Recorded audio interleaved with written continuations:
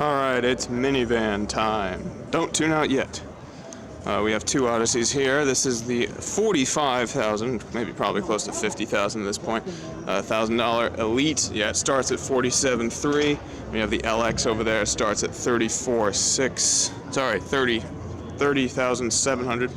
This is the Kayak edition. Just kidding. But yeah, this is the Elite model. Very nice wheels here. We have this very nicely shaped grille. You have this matching grille design of this, L shape here with the L shape of the headlight. Very balanced looking. I like that. Very sharp looking front end. Very sharp looking wheels. You have this lightning bolt contour here. It's been a little bit softened in this generation compared to the last one. My family has a 2015. You can see it's mirrored. You have the shape all across the car. In the front, it comes down here. In the middle, it comes down here. On the mirror, it comes down here. So there's lots of elements of this car that, when you look at it, it actually comes together quite well. In the back end, it's much more flattened than the previous generation. The previous generation, the door sort of was rounded. This is much more flat. It's probably for aerodynamic purposes. Flat rears are better aerodynamically. Like, it has the Elite badging that gives you leather seats and a bunch of other features. We get in the front of this thing a lower seating position, definitely, than in the generation of the Odyssey that we drive now. So we have all these fancy colors and dash stuff. We have this push button shifter, this is what Honda's been going to the last 3-4 years. Again, push for park, neutral, drive, and press down for reverse. You have all the seat heaters and coolers that are illuminated by this nice blue light. You have a touchscreen here. You have that haptic audio coming to the speakers. You have this very colorful illuminated dash. It's all digital now instead of the analog gauges from the previous generation. No, come on, Honda, really? I love paddle shifters, man, but you put paddle shifters in an Odyssey? What are you doing? I mean, I'd use them, but who would use them besides me? Come on. Lots of storage down here. Looks like it's a charging pad for your phone. That's nice. Very nice materials, lots of buttons, and even in the top trim you get buttons that aren't buttons. What the heck? When is every button going to actually be a button, Honda?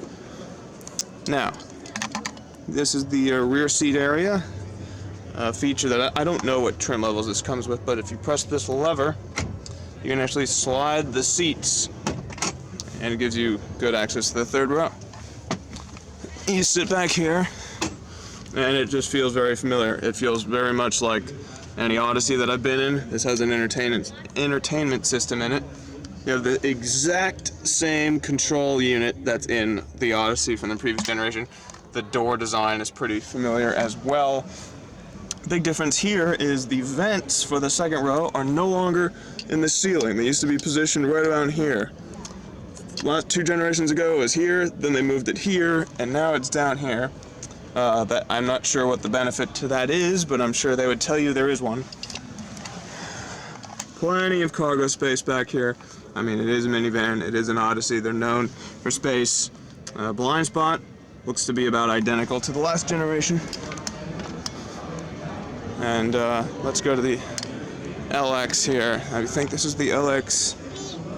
Again, you get that digital dash, and it does look like it comes with, it looks like if you take out the middle seat, then all of the trims come with this adjusting lever that you can slide the seats back and forth. This one has the trunk open, so it has that signature well that any minivan has. It has these one-pull collapsing third row seats that ours has as well. Perfectly goes into the trunk. I mean, look at that. That is a ton of space. A ton of space for people, cargo, stuff. It's efficient. It's not too expensive. I mean, it's so much, more aerodynamic than an SUV. It's lower to the ground. You're not going to have a bunch of air going underneath the car, creating lots of drag. It's very sleek. The windshield design. People, stop buying SUVs. Get yourself a minivan. Get over it. These are good-looking cars. They're capable cars.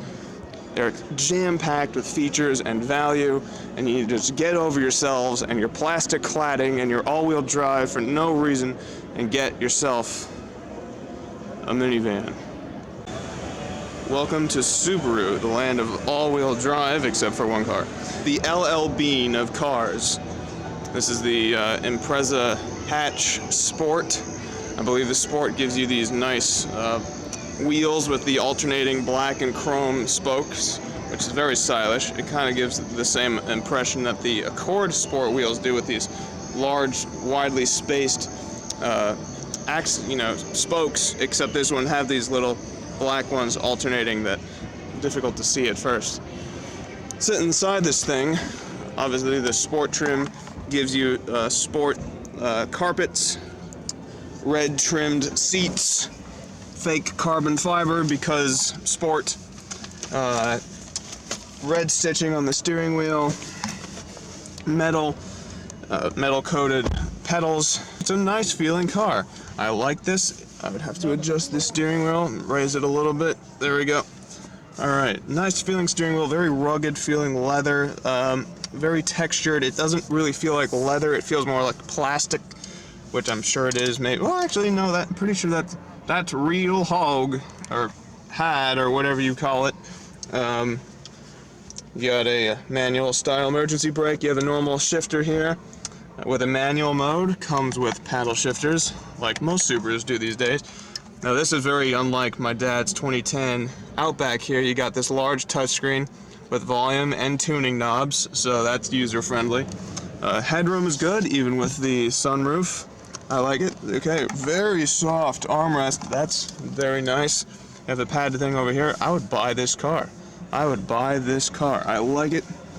You have all-wheel drive, you have a bunch of buttons that aren't buttons because that's the trend these days. Very solid feeling, not, well, actually, the whole unit, I don't know if you can see, it wiggles around in there a little bit. So the build quality isn't top-notch, but hey, it's an Impreza, you're paying 20-something for this thing. It's not going to be the most luxurious car on the planet.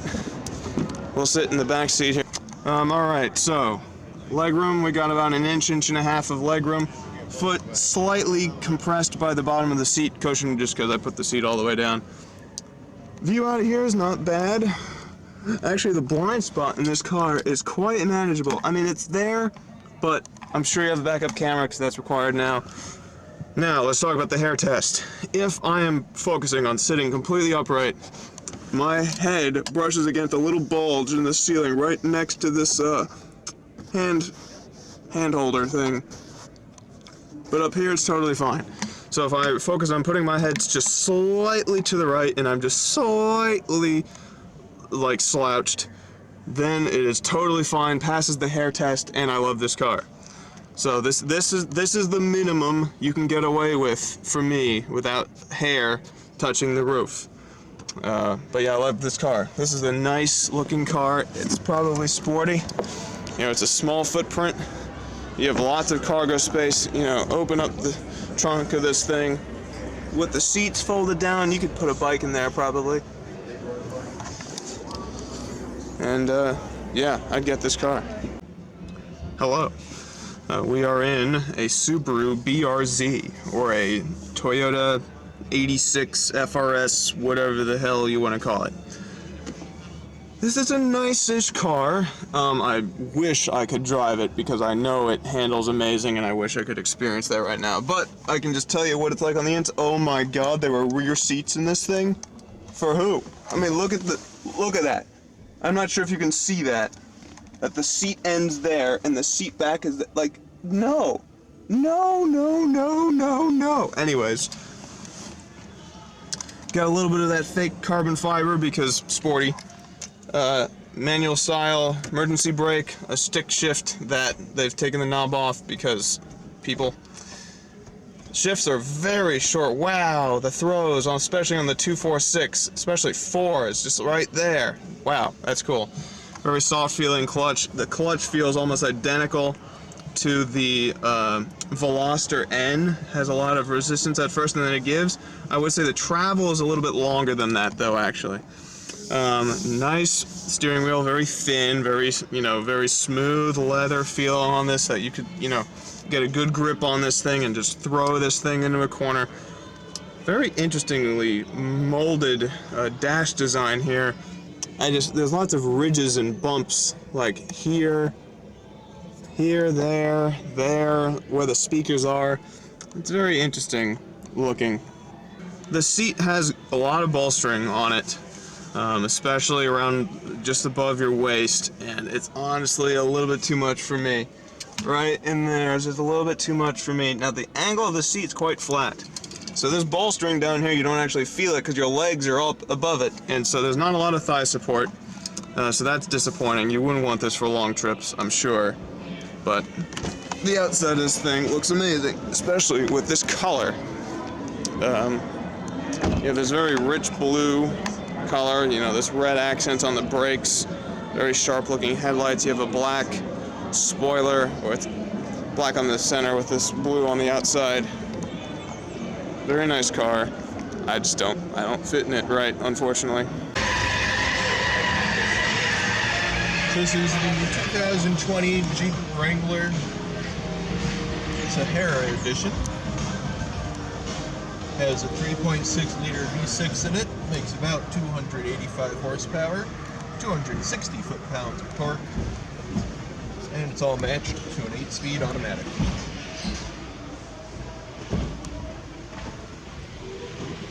As we go over this breakover,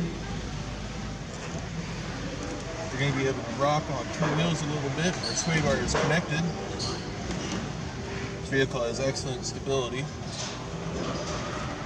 If our sway bar was disconnected, our wheels wouldn't have gotten up in the air there, we would have glided over real smooth.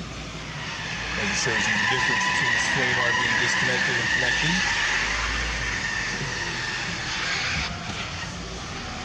We have about 10 inches of ground clearance on this Jeep. Can ford through 30 inches of water at 5 miles an hour as well. And the interior is water resistant. And there's drain holes in all the footwells too. I'm surprised with the screen and stuff that it's still water resistant. Yeah. It's pretty impressive with technology nowadays, what they can do. We also have this cool app on here called Off-Road Pages. It tells you everything off-road related to the vehicle, such as your altitude, coordinates, and the pitch and roll of the vehicle. This is about a 25-degree bank. Jeeps have a very low center of gravity.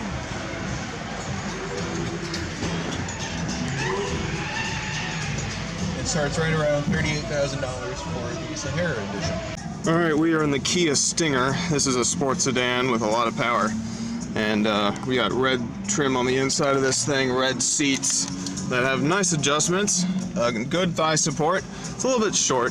I put the seat all the way down. You know, we have a nice steering wheel here, smooth leather on the bottom, flattened because sporty, GT trim. Perforated comfort leather here. We got some paddle shifters, nicely sculpted here. A big shifter over here, nice HVAC controls and our radio controls. Nice touch buttons, very solid feeling. Very nice materials, and nice sculpted dash. Our infotainment screen up here. I have the seat all the way down. My hair is touching the roof line right there. Drives me crazy because of the sunroof. There's only one trim that doesn't have the sunroof. Apparently it's the 4-cylinder. Let's try the back seat. Actually, since the front seat doesn't work, there's no point to try the back seat. So let's just show you the outside for now. It is a very sharp looking car. You have these dual hood scoops on the front. A lot of chrome on the front here. It kind of resembles a Chevy SS in a way. We have these large red Brembo brakes. A very swoopy shape, almost Tesla-like in a sense. That's what it reminds me of. It's like a Kia Tesla in a way, but 4 exhausts, and it's actually a hatchback, so you get lots of utility as well. It's basically a Tesla Model S mixed with a Chevy SS mixed with a Kia, and that's the Kia Stinger. So here we are sitting inside of a Kia Soul. Very nice blue color with red trim on the outside. We have red trim on the inside. Pretty sure this is a sport trim. We have red stitching on the doors and whatnot. We have seat heaters, push button start, lots of climate control buttons and knobs, and a nice touchscreen display, a nice feeling steering wheel with a smooth leather wrap with a stylized flat bottom on it. It says the GT line, that's what kind we're in. It has paddle shifters, tons of headroom, a very comfortable seat. Even the seat has thigh support. It's a very comfortable environment. Let's sit in the back. All right, sitting behind myself in the back seat. This is also a very nice place to be. My feet are just slightly compressed by the seat in front of me. I have about ½ an inch to an inch of legroom, depending on where I put my legs. Definitely passes the hair test by a mile. Blind spot's a little bit intense. The seat comfort, the seat cushion again is a little bit short, is a little bit flat, lacking thigh support, but very pleasant, nice armrests, good view out, very stylish car. I mean, look at this thing from the outside. This color is amazing. You have this very rich blue with this red trim GT line badging on the grille. This very aggressive, you know, I mean business, I'm a Kia. That sentence normally is not very... So this is the Acura ILX A-Spec, which is their sporty trim. I absolutely adore this color. Very, very rich blue, almost a purple tone. Nice black spoiler there, blacked out taillights, blackened wheels, just lots of red trim everywhere. Nice interior. It's, let's see, mileage 2434, not that bad, 201 horsepower. So it's about the same power as what a Civic Si or something. I like the design. It's based on the last generation Civic. And then you get in this thing. The door is very light. It's probably because it's based on the Civic. You get in here, and this contour over here reminds me of the last generation Civic, because this is the last generation Civic. And even with the seat all the way down, my head is brushing. My hair is brushing the roof because of this sunroof here. I like the gauges. I don't know how easy the screen would be to use. I've got a manual emergency brake here. And padded stuff. The steering wheel is nice. I mean, the paddle shifters are right out of Honda. I mean, this is a Honda. It's an Acura. If we get into the back seat, and I can already tell, oh god, contortionist time. Oh god. Okay, yeah, my knees are slamming into the back of this seat here. And my toes are smushed underneath the chair. Oh gosh, just tight shoulder room. My head is being slammed straight in to the roof here. And oh wow, I have to bend my head at an angle to, oh gosh, I need to get out of here. This is bad. Biggest disappointment of the show. Looks amazing from the outside, even looks good on the inside. But for anybody that's average height or taller, this is not going to be fun days. Sorry, Acura. This is the other offering from Lincoln in terms of sedans, the Lincoln Continental, which is their flagship. The front end is almost identical to the MKZ. It's a very bold design, very large headlights, sort of snub-nosed, very flat, but very bold and confident. Nice aggressive blacked out rims, very regal looking rear end, sharp angles, very subdued but very nice way. You have these strange door handles. They don't pull out or lift up like normal ones. Just a little button on the inside you push on these silver handles here, these chrome handles. Let's get in here again with the push button shifter design. They have a nice nice display on the screen there. Lots of it's like fake wood trim. Not sure if it's fake or what. Now I instinctively reach down to the seat to adjust the seat. Seat adjustments are on the door, so this is a very sort of Mercedes approach to things. Headroom is good, even with a sunroof, which is quite large. You have two of them over there. Get out, get into the rear seat. Again, the fancy door handles, large door openings, that's good. Slight duct to get in, and okay, so the headroom is definitely better than the MKZ. My hair is just brushing the ceiling. Tons of legroom. Like that's a good probably 4 or 5 inches right there. So excellent legroom. The seat could be angled a bit higher, lacking a little bit of thigh support. Oh well. And the headroom is also kind of so taller passengers, not good. I think that's going to be a theme of today's show, but that was the Lincoln Continental. Alright, so this is the Lexus ES, which is, I believe, based off of the Camry. And for my previous visit here, this was one of the best proportioned vehicles on the floor. This is the F Sport trim, so you have a lot of these sporty red accents here on the leather seats. And this thing's yelling at me. Nice, thickly bolstered steering wheel, nice grip up here. Very smooth, perforated, lots of buttons. Paddle shifters are thick plastic, they have a good solid feel to them. Shifter is thick, wide, has a nice commanding feel. This touchpad thing, which I'm sure would be a pain in the ass. Headroom is quite nice. The seat holds me very well. I like the interior trim here. It's a very pleasant car to be in. You feel like you're in a very luxurious setting.